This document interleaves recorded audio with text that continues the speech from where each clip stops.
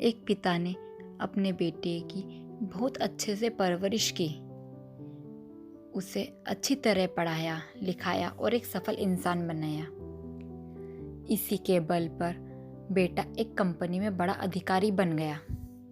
हजारों लोग उसके अधीन काम करने लगे। एक दिन पिता ने सोचा कि क्यों ना बेटे के ऑफिस में जाकर उससे मिला जाए। पिता उसके ऑफिस पहुंचे तो उन्होंने देखा कि बेटा एक शानदार ऑफिस में बैठा है और बहुत से लोग उसके अधीन काम कर रहे हैं। ये देखकर पिता को बहुत गर्व हुआ। पिता अपने बेटे के चैम्बर में गए और पीछे से जाकर उसके कंधों पर हाथ रख दिया। इसके बाद पिता ने अपने बेटे से पूछा, इस दुनिया का सबसे शक्तिशाली इंसान कौन है? बेटे ने पिता को बड़े प्यार से और हंसते हुए कहा, मेरे अलावा कौन हो सकता है पिताजी? पिता को इस जवाब की आशा नहीं थी। उसे विश्वास था कि उसका बेटा गर्व से कहेगा, पिताजी, इस दुनिया के सबसे शक्तिशाली इंसान आप हैं, जिन्होंने मुझे इतना योग्य बनाया। बेटे का जवाब सुनकर पिता की आंखें भर आई। वो चैम्बर के गेट खोलकर बाहर निकलने लगे। उन्होंने एक बार फिर पीछे मुड़कर पुनः बेटे से पूछ लिया कि एक बार फिर बताओ, इस दुनिया का सबसे शक्तिशाली इंसान कौन है?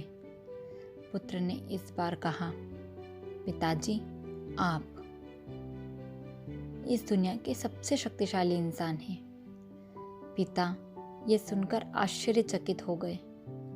उन्होंने कहा, अभी तो तुम अपने आप को इस दुनिया का सबसे शक्तिशाली इंसान बता रहे थे और अब तुम मुझे बता रहे हो।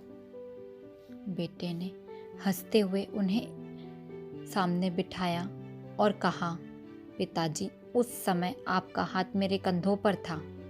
जिस पुत्र के कंधों पर पिता का हाथ हो तो वह दुनिया का सबसे शक्तिशाली ही इंसान होगा ना। पुत्र की बात सुनकर पिता की आंख भर आई। उन्होंने अपने पुत्र को कस के अपने गले लगा लिया। सच है, जिसके कंधों पर या सिर पर पिता का हाथ होता है वो दुनिया का सबसे शक्तिशाली इंसान होता है।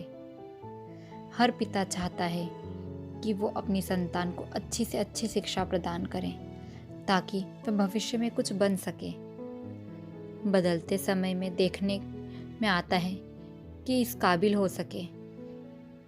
संतान अपने पेरेंट्स के साथ ठीक से व्यवहार नहीं करते बल्कि अपमानित करते हैं। इसे समझना होगा कि एक दिन हम भी बूढ़े होंगे।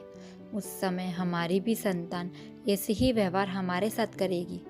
तब हम क्या करेंगे? आप जैसा करेंगे वैसा ही आपकी संतान भी आपके साथ करेगी। धन्यवाद। इसी तरह की रोचक कहानियाँ सुनने के लिए हमारे चैनल को लाइक, शेयर एंड सब्सक्राइब करें।